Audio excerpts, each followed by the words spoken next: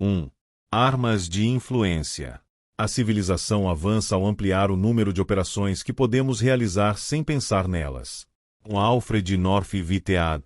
Outro dia recebi um telefonema de uma amiga que tinha acabado de abrir uma loja de joias indianas no Arizona.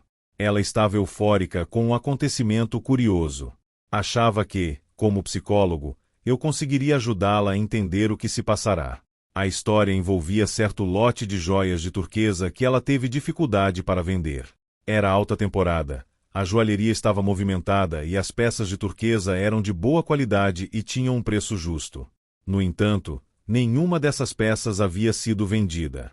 Minha amiga tentará alguns truques de vendas comuns para se livrar da mercadoria. Procurou chamar a atenção para as peças exibindo-as no mostruário mais central. Não teve sorte. Chegou a pedir à equipe de vendedores que tentasse empurrar as joias para os clientes, de novo sem sucesso. Finalmente, na noite antes de partir para uma viagem de compras fora da cidade, ela escreveu um bilhete desesperado para sua vendedora principal pedindo que vendesse tudo o que estava no mostruário pela metade do preço. Esperava, assim, se livrar daquelas joias encalhadas, ainda que com prejuízo. Ao retornar alguns dias depois, não se surpreendeu ao ver que todos os artigos haviam sido vendidos. Ficou chocada, porém, ao descobrir que, como a funcionária tinha lido o meio do bilhete como 2, o lote inteiro havia sido vendido pelo dobro do preço original. Foi aí que minha amiga me ligou. Respondi que, para que eu pudesse lhe dar uma boa explicação, ela teria primeiro que ouvir uma história minha.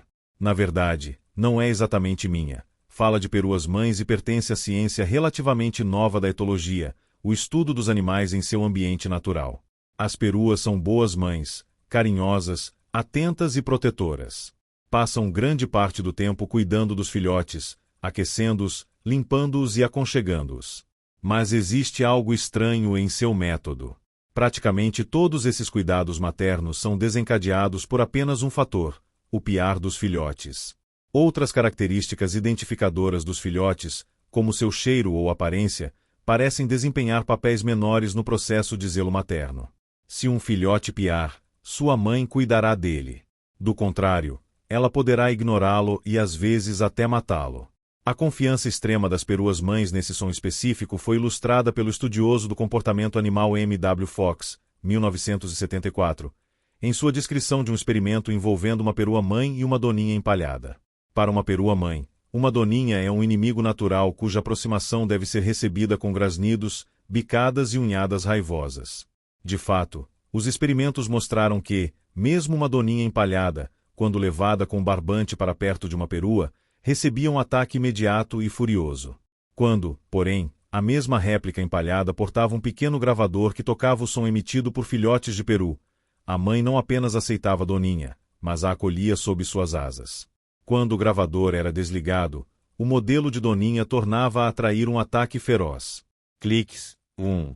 O comportamento da perua-mãe parece ridículo nessas circunstâncias.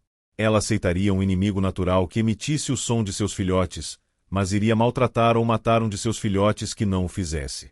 Ela age como um robô cujos instintos maternais estão sob o controle automático daquele som específico. Os etologistas, porém, nos informam que esse tipo de coisa não é exclusivo dos perus.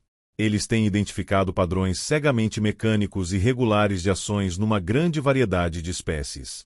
Os padrões fixos de ação podem envolver sequências complexas de comportamento, como rituais completos de corte ou acasalamento, que ocorrem praticamente da mesma forma e na mesma ordem todas as vezes.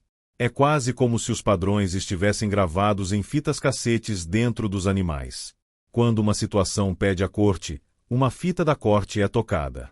Quando uma situação pede cuidados maternos, uma fita de comportamento materno é tocada. Clique, e a fita apropriada é ativada. Zoom, e eis que se desenrola a sequência de comportamentos padrão. O aspecto mais interessante disso tudo é a forma como as fitas são ativadas.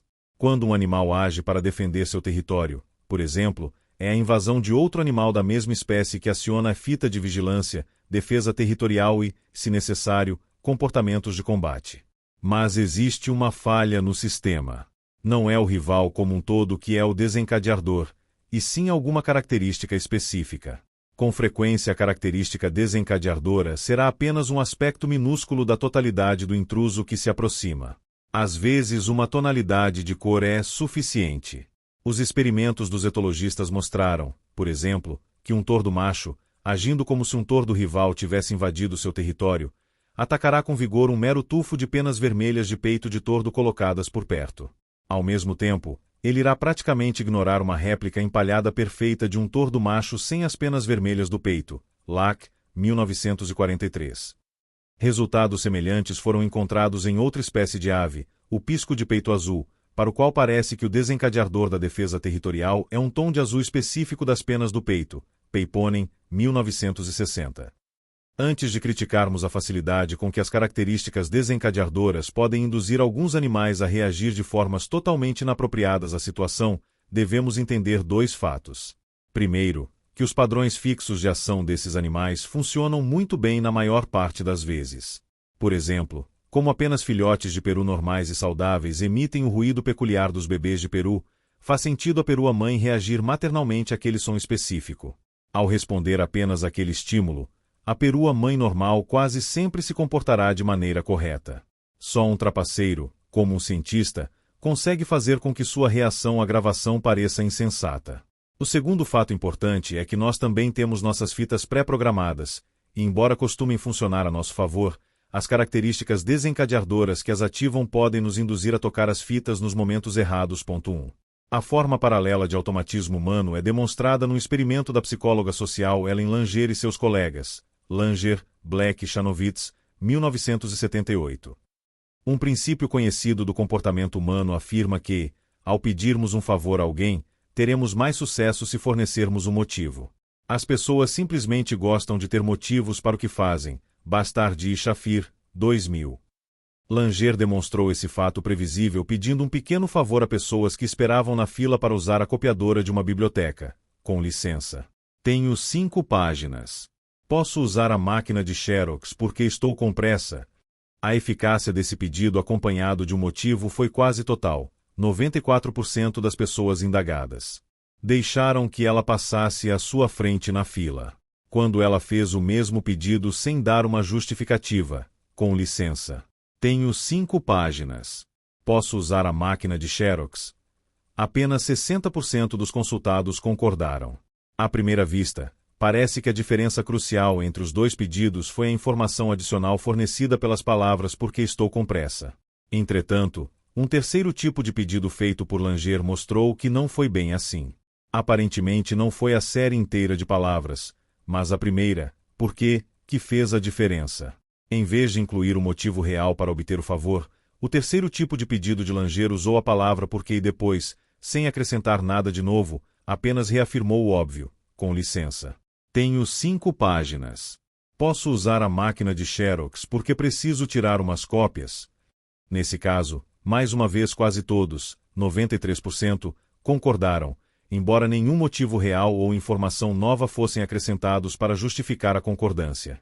Assim como o som dos filhotes de peru desencadeou uma reação maternal automática na perua-mãe, mesmo quando vindo de uma doninha empalhada, a palavra porque desencadeou uma reação de consentimento automático nas cobaias de Langer, mesmo sem receberem um motivo relevante para concordarem. Cliques 1.2.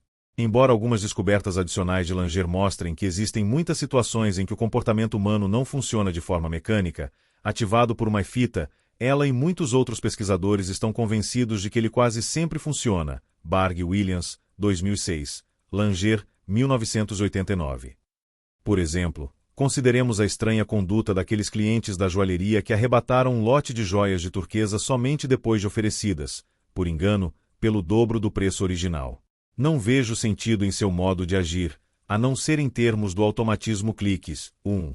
Os clientes, em sua maioria turistas endinheirados com poucos conhecimentos sobre a pedra turquesa, estavam usando um princípio padrão, um estereótipo, para orientar suas compras. Caro é igual a bom.